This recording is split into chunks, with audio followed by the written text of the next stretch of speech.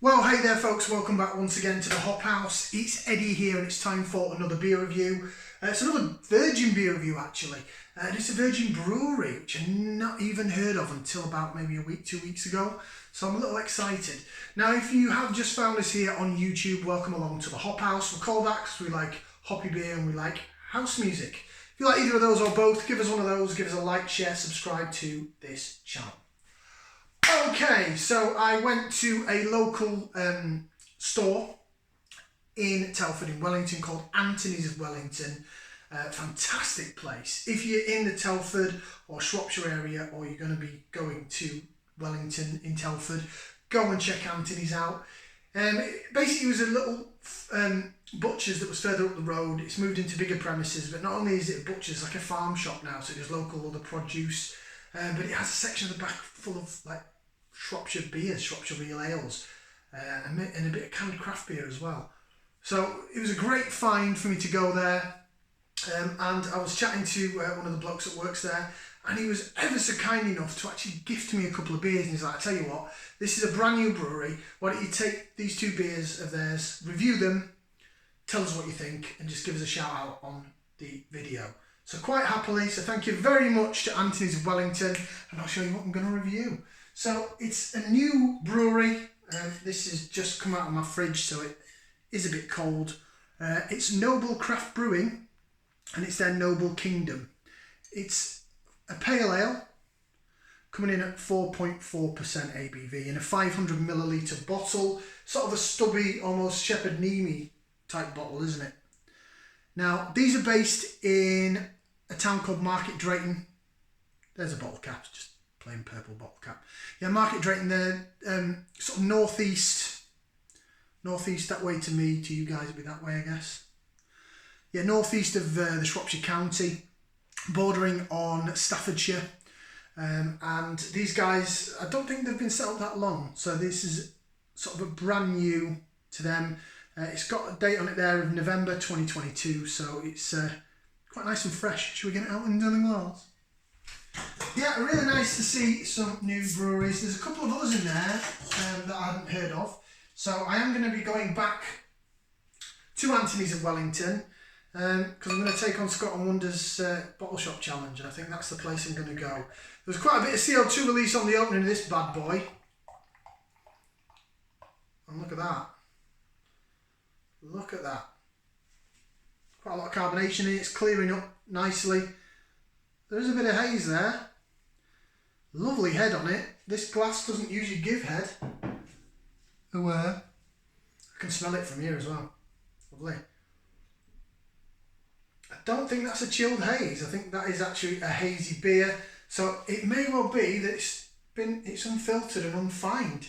So it could be, if it's unfiltered and unfined, it could be a very good find. Full of the one-liners today. Absolutely full of them. Whoa, there's a shed load of live yeast sediment just dumped in the bottle, in the bottom there. Can you see that? Looks like a piece of poo. Shouldn't really say that on camera.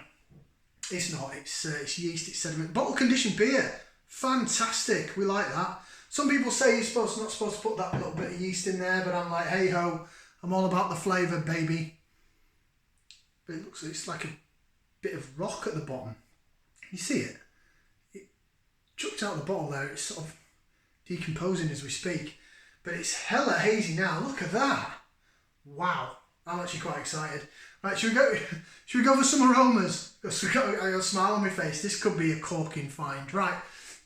It's aroma time. We're gonna put that in there. We're gonna give it a whiff and see what we can sniff. Ooh. They smell like earthy, peaty notes, like a traditional sort of golden pale ale. Very earthy, very hedgerow, very twiggy. That sort of brambly, twiggy. You're out walking in the woodlands, and I'm not talking about when you smell like conifers and stuff. I'm just talking about when you maybe just smell woodland, and it's quite twigs off trees and bramble bushes and things like that sort of smell.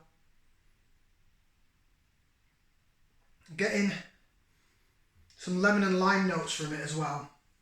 So I'm wondering if For me, it smells like it's more traditional hops, but with the lemon and limey notes, it is quite a bit fruity. So has it got one of these new British hops in, like Olicana or something like that?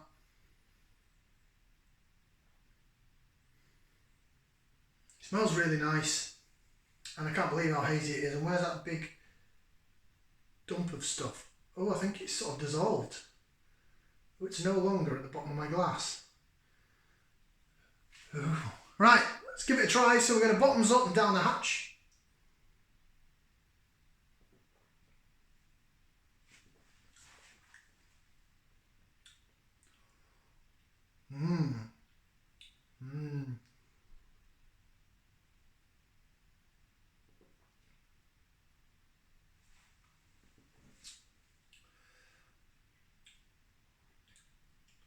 That's nice. That's a really nice drink. Definitely more traditional. It's not new old hops. I'm not getting any tropical or citrus fruits or anything like that. It's really quite twiggy and earthy. So maybe it's got like Fuggles, Challenger, Admiral, Goldings, something that's British in it. Smells really nice. I'm getting a bit of tart marmalade coming through now as well, again, which is quite synonymous with British style hops.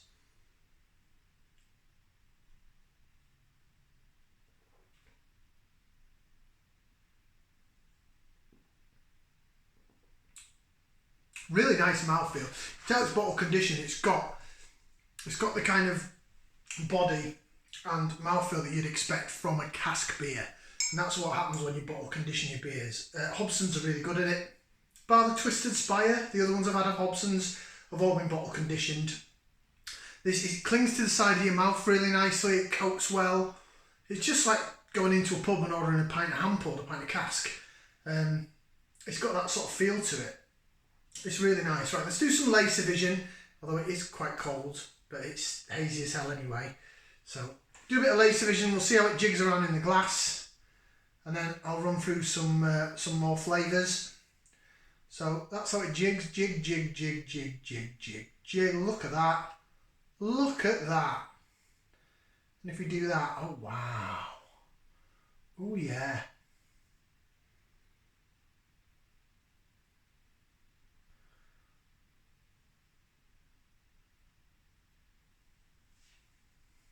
I like. Oh, it's definitely got that twiggy, earthy vibe to it. There's certainly some sweet malt in there as well. Right, flavours. So I've told you how it feels in the mouth. Now I'm going to tell you how it tastes.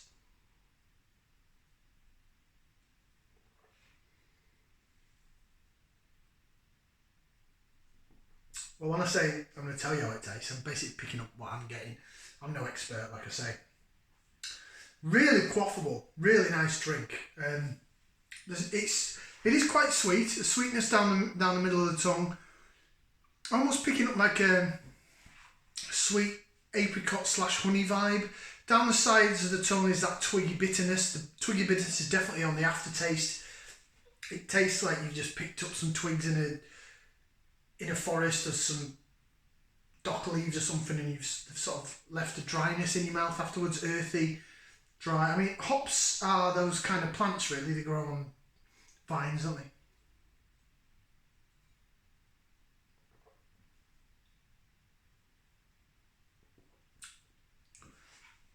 There is a tiny bit, I'd say it's a cross between the lemon and lime, and then like a marmalade-y taste, orangey, apricot-y marmalade taste. That goes down the sides of your tongue as a sweetness, goes down the middle with maybe a little bit of honey flavour into it. So you've got the sweet, you've got the tart, and then the aftertaste is bitter, twiggy, brambly, hedgerow, British hot stuff. Right, let's have a read of the bottle, see what they have to say for themselves. So it says, ingredients: water, malted barley, hops and yeast. Suitable for vegans. Brewed and bottled by Noble Craft Brewing, Market Drayton. They don't even have a website yet, so they are new. But their email is, it's in black writing, it's hard to say. noblecraftbrewing@gmail.com.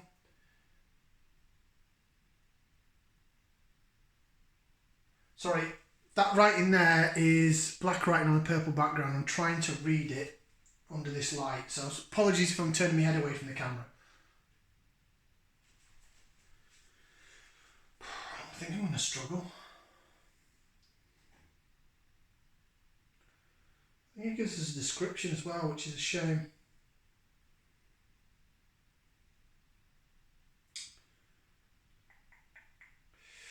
I really am struggling to read that. If you can pick that up, that writing there, the black writing, I'm not going to get that on the camera. I need like a spotlight shining on it or something.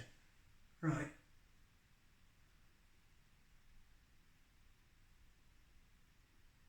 Oh, it's nothing to do with the beer. It's telling you how many units, it's not suitable for pregnant women and what the recommended units are. I know there's a lot of breweries that put that on there nowadays. I suppose they have to for health and safety and all that.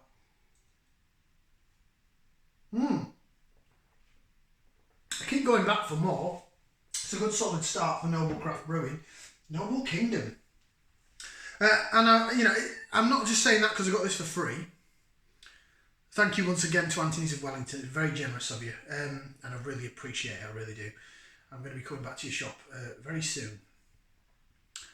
But yeah, I like that. It's nice. That is a nice solid pale ale. Put it that way, there are other traditional pale ales in the region that are not as good as that. So it's a good solid start for Noble Craft Brewing. Rating wise, I'll give that a thumb and a half. So thumb and a half. So a rating system, if you're new to the channel or if anyone from Noble Craft Brewing is watching, if I don't like a beer, it gets straight up a thumbs down. If it's a thumbs in the middle, it's like, yeah, it's okay, I'd buy it. If someone bought me, I'd drink it again. Thumbs up means yes, I'd buy it again. Any more than thumbs up is a great mark. 2 thumbs up is like, oh my God, where do I get it? If I then start chucking feet in the air, not literally, metaphorically, excuse me, then it just blows my mind. Excuse me. Again, sorry, that was disgusting. It felt good though. We're going to carry on. We're amateur. A thumb and a half, which is a pretty good score, and it's like, I'll get that again, solid. I'll actually buy it. It's that good that I will buy another bottle of that. It's quite simple. Thank you very much for watching. Like, share, subscribe. We'll see you on another beer review right here on the Hop House. Ciao for now, people.